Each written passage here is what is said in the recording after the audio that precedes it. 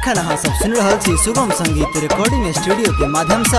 Recording by सुगम संगीत recording studio.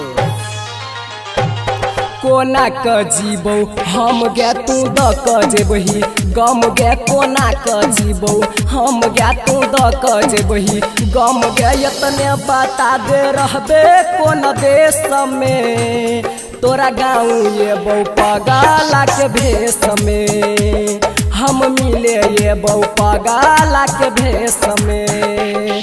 कोना क जीबो हम गे तू द क जेबही, गम गे कोना क जीबो हम गे तू द क जेबही, गम गे इतने बता दे रहबे कोन देश में, तोरा गाँव ये बौ पगला के भेष में, हम मिले ये बौ पगला के भेष में।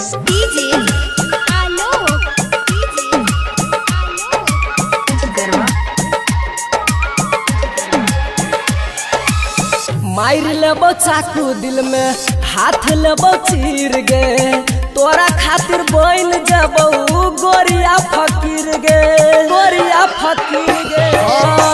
मार लेबो चाकू दिल में हाथ लेबो चीर गे, तोरा खातिर बन जबो गोरिया फकीर गे। स्कूल के छियौ यार गे हम करत रहियो, प्यार गे स्कूल के छियौ यार गे हम करत रहियो, प्यार गे घुट घुट क जी हम लेबौ गे कलेश में, तोरा गाँव ये बौ पगला के भेष में, हम मिले ये बौ पगला के भेष में।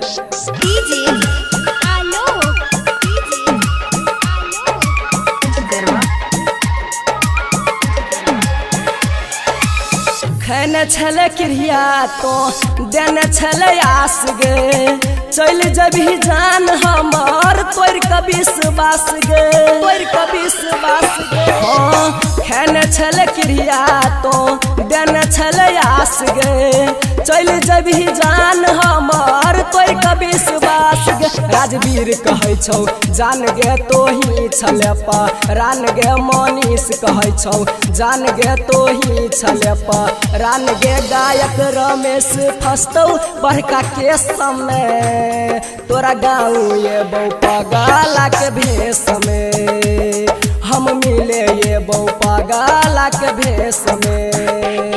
कोना क जीबो हम गे तू द के जेबही, गम गे कोना क जीबो हम गे तू द क जेबही, गम गे इतने बता दे रहबे कोन देश में, तोरा गाँव ये बौ पगला के भेष में, हम मिले ये बौ पगला के भेष में।